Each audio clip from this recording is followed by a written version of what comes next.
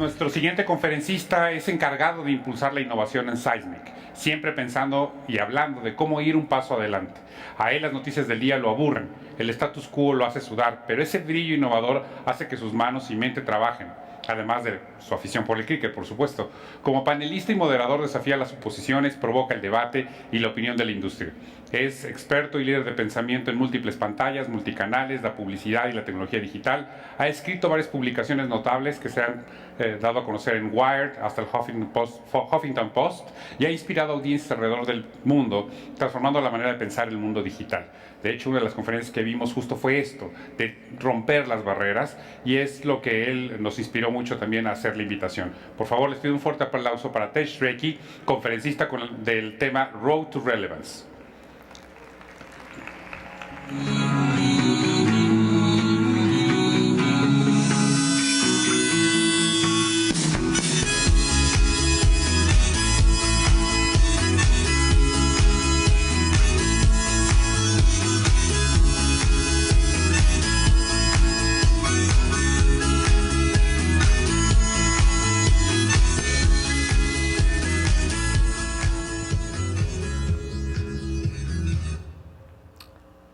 So, hello guys, can you hear me? So, my name's Tej, I'm Director of Product Innovation at a company called Seismic. So some of you know us as MediaMind. So, we cater for the online world. So today I want to talk to you guys a bit about what I call the road to relevance. So the whole reason why we advertise is to be relevant to our audiences, right? And we're struggling to get there. We take our times, we struggle, but it's about being dynamic, it's about optimizing your delivery. I speak quite a bit, and everywhere I go, I always like to start off by looking at the market I'm speaking in. So let's start off by looking right here in Mexico. Right now, the current online spend is around 900 million. In the next few years, the number's going to go up to 1.8 billion. Cut a long story short, we're growing, we're getting bigger. The money's coming over from traditional media. It's coming over slowly, but it's having a big impact. And the fact is this. For us as digital people, we need to keep up with consumers. Keeping up with consumers is key. Because what we do is we get so focused in technology, we forget the main reason of why we advertise. The main reason of why we advertise is about the audience. All of us, we are the audience, but we also work in a digital field. So think about targeting ourselves at times. And when you start analysing that audience, what do you see? Well, what you actually realise is actually no one is the same. I drive on the right-hand side, you guys drive on the left-hand side, right? We get to our destinations at different times. And the way I look at it is you have to follow trends to really start understanding where we're going forward. I always like to start off by talking about Generation Z. The kids who can't even speak, but they can use devices. In fact, you start thinking about kids and you start thinking about social media. Mothers 3 months into their pregnancy, putting up ultra-scan pictures of their kids, debating the child's name. It's quite a bizarre world we live in. And this kid really interests me. So at school, Christmas time, you write a letter to Santa Claus. This kid said, I'm going to write a letter with a difference because I'm connected. So his letter actually looked like this. It was an Amazon URL link that he had copied. So he had told Santa Claus a simple equation. Santa Claus, get digital and get my shit, because this is what I want. And I want to be connected, right? And it's really interesting, but as these kids grow up and as people change, time changes. And that's where multi-screen advertising really comes into place. Think about it, right? 3 different people, 3 different devices require 3 different experiences. Now, I saw the previous speaker, the one before that, talked about the word context. And context in advertising is really important. But what does it actually mean? Because I don't think it was well defined. What it actually means is, what device am I going to advertise on? What time of the day? What user am I after? You know, is there anything on that page that conflicts with my brand's messaging? That is when you start thinking about the word context. Because what advertisers don't want to do is work in silos. But guess what? They still do. They keep telling us, we want to be relevant, we want to be engaging across all devices. But I don't think our industry makes it simple for brands. And I think you can all agree with me. We are the masters of coming up with 3-letter acronyms, right? We follow conversations, we don't have a clue what they mean, but we want to sound really intelligent and we want to follow that conversation. Now, the way I sum up this whole jargon of mess is by the best 3 letters that this industry can possibly use. And that is WTF. That pretty much sums up this whole ecosystem of mess, right? We need to simplify it if we're going to start connecting and resonating with our audiences, if I'm perfectly honest. And starting with brands is a key way to go forward. But no one wants to work in silos. No one wants to work in fragmentation. I believe we have the technology in place to handle fragmentation. To me, I can connect the dots and I can find the audience. To you guys, this looks like a mess. It doesn't even make sense. But if I change your view to the same view that I'm looking at, suddenly you begin to find that audience that I was seeing. What I'm saying is, we need to start providing tools to handle fragmentation. And with that in mind, fragmentation is about multiple devices, multiple screens occurring. This is where you need to really be open in your delivery mechanisms. You need to have an open system. You need to have an open stack that really allows you to partner, scale, innovate, and reach at different points throughout the ecosystem. Because no one is the best at everything. You've got to partner where you've got to partner to reach your audience's needs. Because the end goal is to be intimate with our audience, right? Advertisers want to be intimate so they can lead a purchase. And that's where the whole world of multi-screen advertising comes into place. What is multi-screen? Well, every country I go to, the definition changes. It's no surprise. But the way I look at it is, it's more than one device, and the device can't be the same device. So it can't be a laptop and a laptop, it's got to be a laptop and a smartphone. Last year, we saw 20% of all digital campaigns were multi-screen. In the next few years, that number's going to go up to 50%. The funny thing was, I was at an IAB conference in 2007 in Italy. And people kept telling me that was the year of the mobile. I hate that word, right? I'm not even going to use that ridiculous statement. What we're actually seeing, though, is we're seeing mobile is moving into the middle of our landscape, not because digital is driving it, because consumers are driving it. We talked about mobile previously in our presentations, but what drives mobile? What we as people drive mobile. Because the first thing in the morning I do in the morning, before I say hello to my wife, I check my phone. Because it means the world to me. After I say bye to her at night, I check my phone. Right? If I take my phone away, I wouldn't know what to do. You take my wife away, I could survive for a couple of days. But, you know, it's just the reality where we live. In fact is, we check our phones about 150 times a day, if not more. And that actually accumulates to about 2 hours and 21 minutes. That's pretty scary if you think about it, the amount of time our face is stuck in a screen. But from a marketer's perspective, that's gold dust. That's a big opportunity when you can start targeting your audience. We talked about selfie. We talked about how we become vain people, how we become really vain. So I'm from the UK, and we have the Oxford Dictionary. And the definition of selfie is actually in the dictionary now. And it actually says in quotes at the bottom, a new picture of yourself every day isn't necessary. We don't really care how you look. You know, get over yourself.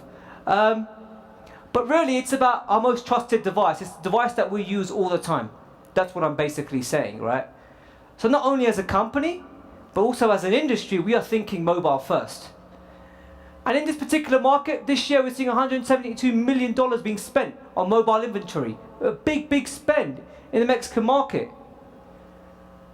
And in a few years' time, right, that number's going to escalate. It's going to jump up by 8 folds to 937.2. Numbers growing. Mobile is becoming dominant. We know that. But the word mobile itself is so well wrongly defined. It doesn't even make sense. What is a mobile? We categorize all these devices into one category because guess what? They don't support flash. They're not a desktop device. But that's mobile. And to me, that's a tablet. That's a phablet. That's a smartphone. And that's kind of where we go wrong when we start thinking about our digital strategies. Because mobiles and smartphones are different, right? In fact, tablets and smartphones are not alike at all. Think about this. Tablets actually compete with the PC. You think about responsive websites, sites that are built on desktops. They're actually built for the same experience on a tablet device. But on a smartphone, it's completely different. And we need to take that methodology, that mindset into our online advertising spend. But we need to be seamless. As we move from one device to another device, we really need to be seamless. So one of the ideas is, it's about being responsive with your advertising. People talk about banner ads are not successful. It's because people are not doing banner ads right. A couple ago, the previous speaker spoke about click-through rate. Who still talks about click-throughs? It's about effective advertising, and it's about advertising with a way that is responsive, that changes on the fly. Because to me, the power really comes down to personalization. No other medium can do personalization like online can. And the question also becomes is, what technology do we use to run these things? Do we use Flash? Do we use HTML5? Is this battle going on that the industry keeps talking about? Well, actually, I don't think there is this battle going on. I think it's overhype. Because the best marketers in this room will actually know it's about using both of these together. That is what you call effective marketing. Because when you start using them together, what you get is, you get that creative freedom. You get to do a lot more. I'll show you an example of a campaign that we ran in Spain. And the idea was for Mercedes to get more test drives. You know, consumers play with the ad, get more test drives. So you've got a desktop, which is Flash, and you've got HTML5 on a phone. Now let's get one thing clear. No one's going to buy a car on a mobile device. We're not that silly yet. But the idea is about brand awareness, about driving the consumer into the store. So, you know, you look at the engagement and you start thinking about how powerful you can make it, changing the features of the car, driving decision making. Then the next time they respond, you remember that decision and you start taking them down that purchasing funnel of a test drive. Now, the industry always says is, okay, how long does a consumer stay with the ad? Is roughly 4%. That's how long, what we call a dwell rate, how long consumers are playing for. This particular campaign saw it for 19.5. Just shows you the power and impact. Another way that really annoys me from an advertising perspective is really about wastage. A lot of campaigns are wasted because I see this amazing homepage experience, but suddenly when I view it on a tablet, I see a backup image. And I think we all feel the same way. So one of the things to reduce wastage, about 20% of your campaigns are wasted online. Start removing GIFs. It's about getting more metrics. The power of online is about data. And suddenly now, instead of having a static ad, have something that's more dynamic, more engaged, that really compels with you. That's what it's all about. Because what we're going to see next year is we're going to see that organic shift. We're going to start seeing HTML5 take over. And the only reason why that happens is because it's the art of storytelling across multiple devices becomes a norm from advertisers. And it becomes a norm because you start measuring that norm and you start making it creative across different screens. You take that mindset of what you know for rich media so much. You take that brand awareness that you've done on a desktop, suddenly you start applying it to a tablet device. That is what you call engagement. It's not about clicking through, it's about remembering the brand through play. Remember that advertising through play, because you remember more fun stuff when you're playing than if you're clicking. But you start talking about in-app advertising, and in actually Mexico itself, you have 79% of consumers who are regularly downloading apps on their smartphones. Because 90% of our smartphones, we have apps that are filled up. We don't know why we have them. We just like to store them for fun. And the reason is now, when we start thinking about advertising in-app, we're thinking about brand loyalty and how consumers are regularly going to that same app constantly. We're at the IAB here, and the IAB is very, very compliant, coming out with the standards with the MRAID 1, the MRAID 2 compliant standards. What they basically mean is, when you start advertising within app, you are compliant to these standards, so therefore advertising can work within app across the board. And that's really powerful. I know people are saying, oh, the advertising is so small, it's not relevant. But actually, it's about making it personalized and connecting with the consumer at the right time with the right message. If you just put it on a screen and hope for the best, you're not doing advertising right. It's about using that intellectual mind and really connecting with it. Because what you start getting is what no other medium can offer you. You can talk about TV, you can talk about the power of out of home, but the reality is this. Online gives you that personalization. It allows you to go deeper down that purchasing funnel. So now, when I start talking about dynamic creative, I'm changing it depending on the user's last experience. That is what you call powerful content. Because suddenly now, you can do optimization from not only one screen, but to multiple screens. And that is the power of storytelling effectively, remembering what the consumer is doing effectively across the screens. Because look, I'm going to be honest, it's not about putting a banner on a page, because I don't want to see the same crap as much as you don't. It's about avoiding that creative fatigue, and it's about spicing it up, and it's about making it sexy after all. Another big area now that people talk about is where mobile and video come together. It's a big area for advertisers. Right, we're seeing massive stats globally. Right, we're seeing basically 2 million terabytes a month of data going through a mobile device. 7 million, they're going to say, terabytes. I don't even understand that number. All I know is loads of data going through a mobile device that's video. So video is trending at the fastest pace our industry has ever seen. It's the fastest growing medium. It's that idea of suddenly you're seeing TV come online in a more powerful way. Because that famous saying goes, if a picture speaks 1,000 words, then a video must speak 1,000,000 because it connects with you. It has that cinematic feel, that sound, that motion, and it tells you a story in half the time. Comscore said actually in Mexico 23.9 million users are using online video. And another way of saying that is 81.3% of the online population. So you can just see video is a huge, huge thing. Consumers like us, we chase our content. We want to watch video. So advertisers need to start thinking about that a lot more. But a problem becomes is bandwidth, right? The issue becomes how much issue you start having with the bandwidth, because every second I have this bad experience, I'm going to lose 5% of my audience. So within 4 seconds, I've just lost 20% of my audience because the video didn't load. In fact, 40% of consumers are complaining low resolution. So what we need to do as an industry is really start making it more dynamic. So if it's a low quality bandwidth, we still serve the best quality ad possible. That's what the industry should start doing. And if it's a high res, better quality, bandwidth, push it forward. It's about not making sure it buffers at all. It's about pushing it out there with the optimal speed for every user. Small steps makes the industry more intelligent and makes your delivery of your advertising more relevant to your consumer. And that's where we start talking about mobile video encoding, making sure that happens on every screen, every video, and every device possible that the consumer faces. But we're becoming selfish. We are becoming selfish as people. We want to watch more as individuals and less as a family. It's at home. This is pretty much my experience, right? I like to watch Discovery. Whereas my wife, she watches trashy crap, right? But it helps her. It's her mentality. Whether it's on the go or out, we like to watch fun stuff. But we're watching more alone than together because we don't have compatibility in certain programs. And Ericsson comes out with a study which actually speaks the obvious. And it actually says this. It says actually we're watching more alone on our portable devices. I could have told you that. You could have told me that. So my question becomes, when you start thinking about online video, why are we doing it so wrong? Because when I see online video, this is what I see. I see a TV ad. And I see us putting it on a desktop, on another device. And that is what we call online video advertising. Really? That's just a TV ad on another screen. 30 seconds is a debatable number too. I think we can do more than that. I think we can make video more powerful when it comes to the online presence of video. Video should be more than that. It should be more than that. It should be more than just awareness, right? Drive it forward. Let's make video more engaging. Because one thing will never change. Audience will always chase their content, whether it's dramas, sports, football. We will chase our content.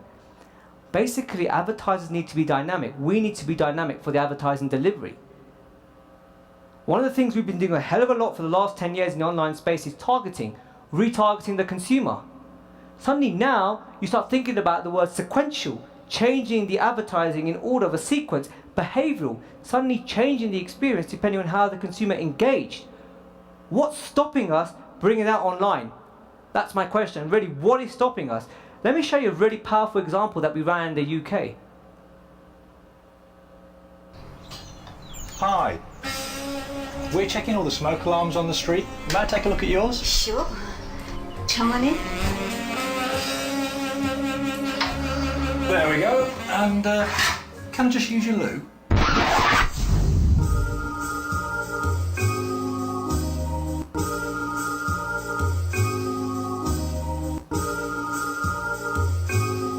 Don't worry, you used Harpic Power Plus. It combines the power of a loo cleaner, limescale remover and disinfectant in one. Strong, dark, powerful. Not him. Harpic Power. So, interesting way to sell your toilet detergent, right? It became really popular, and I think it might become popular in Mexico once this advert releases. But the idea is it's about making it more customization, making it more dynamic, making it more fun. Let's engage with our audience. But sometimes we don't have that flexibility. Sometimes we might get a TV ad. And if that's the case, at least let's make it dynamic. Let's make it relevant to the consumer. Put social elements over it. Make it that more engaging and that deeper storytelling that's possible. So we did a comparison over 1 billion impressions from interactive video to non-interactive, linear basically video. We saw 8 times more engagement, a 51% in boosting brand awareness. Basically, people are not clicking through. People are remembering the brand. They're going down to natural search and they're remembering that brand and typing it in. And double the purchase intent. So video is huge. Another big trend in video is now social video. This is Titanic meets Costco. Look at the guy at the back, he is completely baffed. So, one of the things we're seeing with the younger generation is we're seeing Vine, we're seeing Snapchat, we're seeing Instagram. We're seeing less, but is more. We're seeing 7-second trends. People are consumed with so much content now that the attention span is dropping. And what we're saying is, to us it doesn't really make a difference if it's 1 second or it's 5 hours long. We're saying now some advertisers are being really bold in their delivery about really social is a power of sharing and using advertising in a 7-second way. I talked about that whole debate of 30 seconds. That is a TV standard online. Next year we'll probably see it being 15 seconds as a trend. And a few bold advertisers, like I said, will kick through to 7 seconds. Because video and social is a big part of the Mexican landscape when it comes to online. 39% of it makes up the total spending in display. In fact, it's up 23% from last year. Just that combination is huge. But social is a big part of what we do. It's everything we do in life is social. We're probably on Facebook right now. Constantly, that's all we do. So I'm a big football fan, soccer. I support Liverpool. And this is Luis Suarez when he starts biting and going mad during the World Cup.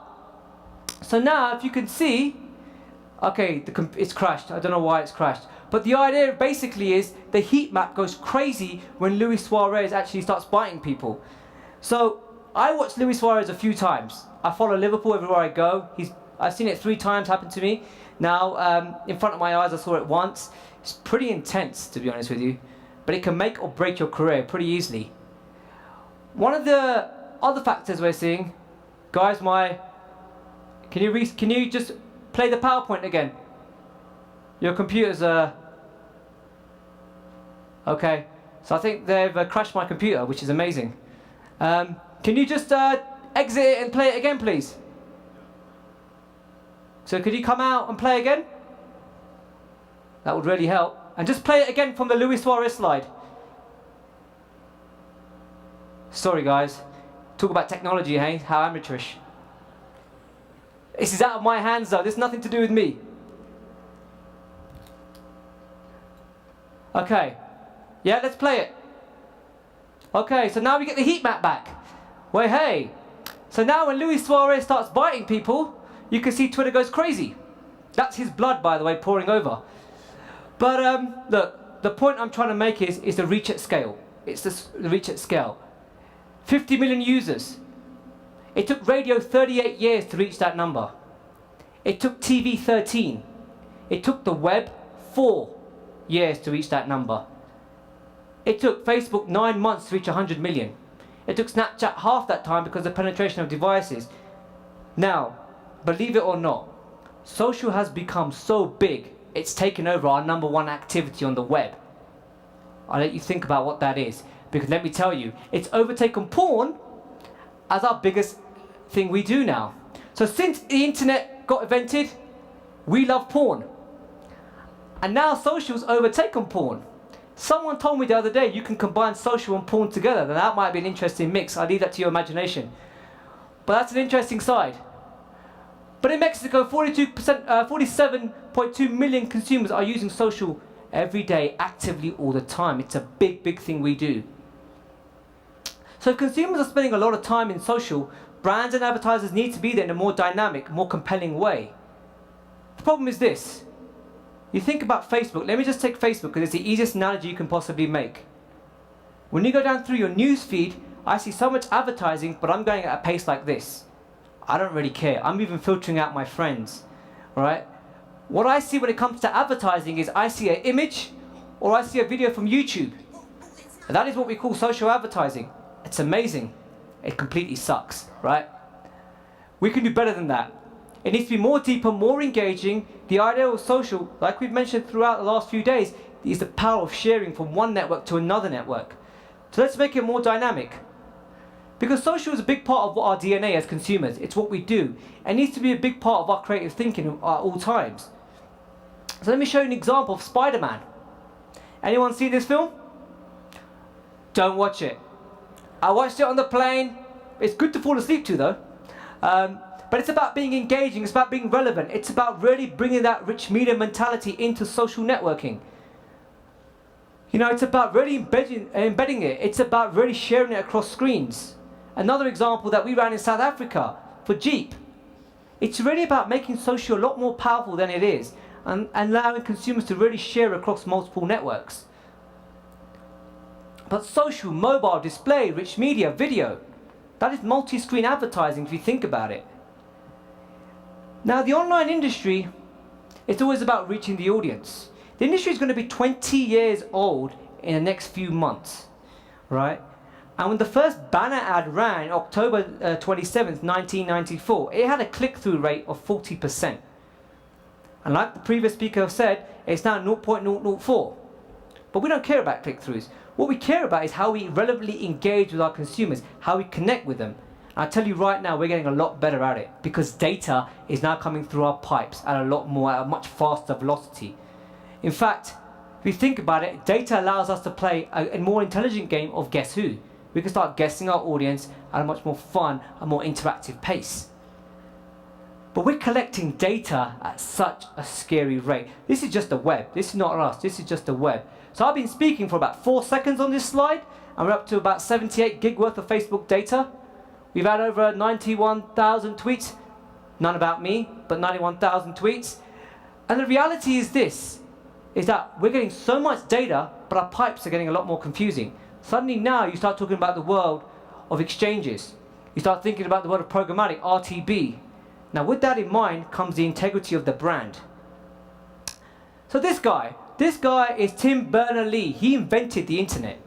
And when he invented it 25 years ago, he started off with 6 domains, 6 URLs. Now we have over 265 million. Loads, right? And that's not stopping. The problem now becomes is, how do you make sure your brand is safe to the exchanges, which is a big, big area? Because like someone said earlier, it's making sure we meet consumers and not bots. Bot isn't overhyped if it used intelligent data, if it used intelligent products. So you've got the New York Times, massive, massive publisher.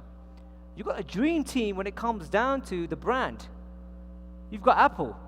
You've got a guy jumping in the ocean with the iPad Air, which is so ridiculous, it's unreal, but you know, he's going through the sea and he's checking things. So what went wrong? This ad got pulled 3 hours into delivery, a lawsuit nearly got filed, someone must have got sacked. Why did it happen? Because if this ran on a Sunday, it would have been fine, but it ran on the Monday, and no one checked the article below it. And the article below it said, Malaysian says jet went down in the ocean. And you got a guy jumping in the ocean. No one's fault, pretty unlucky. Now if they'd used semantic technology, understanding the page at a time of purchasing, really using that data, understanding the keywords, Malaysian jet, etc., it could have been avoided. Because what we want to do in that instance, we just had waste. And that's what we want to avoid. We want to avoid having wasted impressions because every impression counts. It's about resonating with your audiences. So ultimately, it's about protecting the advertisers at all cost. And that's where the intelligent product comes about. You know, previous speakers spoke about the whole idea of viewable impressions. Also about verification comes into play. Dynamic, which I talked about, which is the execution of making it more personalized. Because one thing is true, no one hates advertising. People just hate advertising that's not relevant to them. right? I don't like advertising. If you show me a handbag, I have no interest. Make it relevant to me. And that's the key, and that's the key of online. That's the power that online has over any other medium, period. Right? It's about the intelligence. And when it comes down to the final segmentation, the word cookie. Cookies allows us to do amazing things in our industry, right? It allows us to do frequency, conversions, tracking. I mentioned the word mobile, and all shit hits the fan, because suddenly now, nothing works. So the question really becomes is who stole the cookie from the cookie jar, right? The operating systems did, to a degree, because they block third-party cookies. It became an issue. Suddenly, attribution, conversion, all these things that allow you to measure consumers across devices became redundant, because suddenly you could not measure. It's great having all these metrics online. You have got them for desktops, but if you haven't got anything for mobile, what is the point if consumers are on mobile more? So that became an issue in our industry. In fact, 60% of mobile operating systems don't accept third-party cookies. And most apps, when it comes down to advertising, don't accept cookies. Do they accept cookies? They do. Does it work well? No. The problem is this. What sandbox actually means is, it means if a bug breaks out in an app, it doesn't affect the operating system. So sometimes on your phone, you will see your app will close randomly and you'll go back to your operating system, but nothing will be affected. And that affects advertising, because when you go from one app to another app, you can't get accurate data because the cookie is not working. It reads the cookie and it reads it fine. Next time I open the app again, it has to reread the cookie. So it doesn't understand. It's like, oh my God, it's a new person again every time. So it becomes flawed. Industry has two terminologies that it uses a hell of a lot now. One of them is deterministic. It's about really having a logged in state. Let's just take Facebook for the simple analogy. You are logged into Facebook on your phone. You're logged into Facebook on your desktop. Now, the reason with that is that allows you to track users. But for us, we wanted to go across the ecosystem. I wanted to go from one app to another app to a browser page. If I bought that medium, I need to look at another scaling model to help me. So what the industry now is another thing is called probabilistic or statistical ID.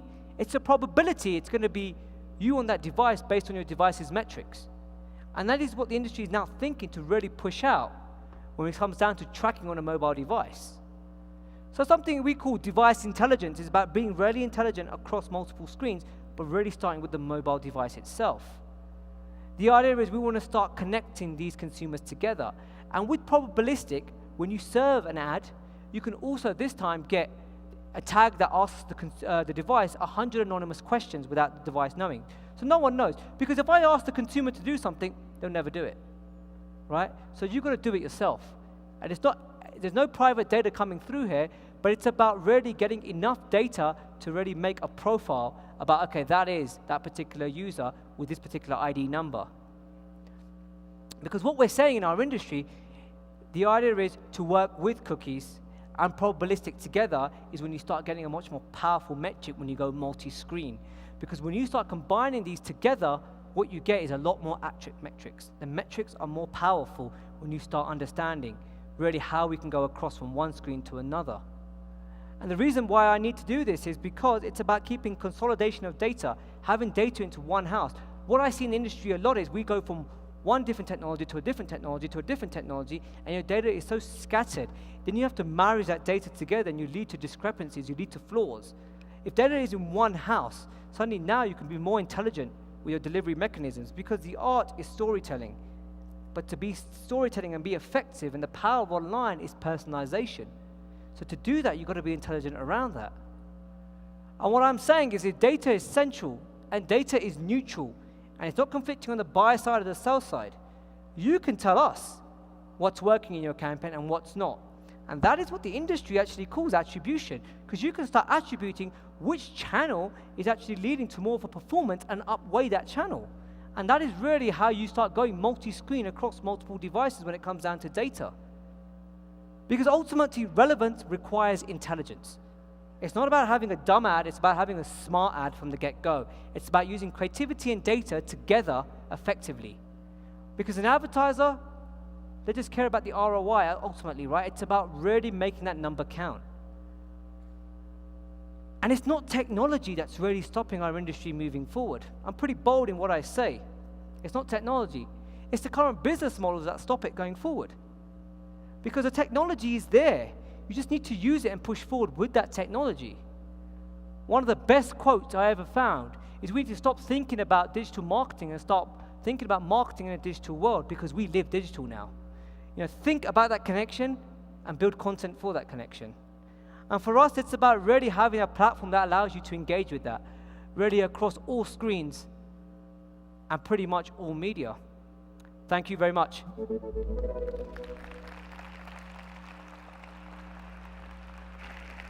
Tej, thank you very much. Thank you. And thank you for the effort for coming to Mexico, because I know that you arrived last night and you're going to the airport right away. Thank you very much. It's a pleasure. And si alguien quiere hacer una pregunta antes de que hagamos una pausa, just one question. Deeper and more engaging experience and telling the right story across multiple platforms was something that you said. Yeah. But unfortunately, we are used to seeing these as separate silos. Correct. Does everything start with the creative process? I think it's an education process. I don't think it's just creativity. I think it's understanding creativity with the audience you're trying to target in the first place. It's about really using data with creativity together, because it's not about one or the other. It's about how you combine both of them. Because I could have an amazing creative that looks amazing in storytelling, but I don't understand the point of it if it's going against an audience that makes no sense. So it's about really using that circle together and combining them. And it's an education process in our industry. We need to educate people. We should start with the creatives. We should also start with the audience segmentation and use that together collectively, and that's how you make a more powerful ad. Great. Juan, tenemos una pregunta, por favor. ¿Podemos abrir el micrófono, por favor, para la pregunta? Cabina. Ya, listo. Hello, Tej. Hi. This is Chris. I have one question about the video. Do you think it's possible, or the next trend is to retarget IPs to display different videos, like instead of do A/B tests, to use different videos and different images, or even animated GIFs, Yeah.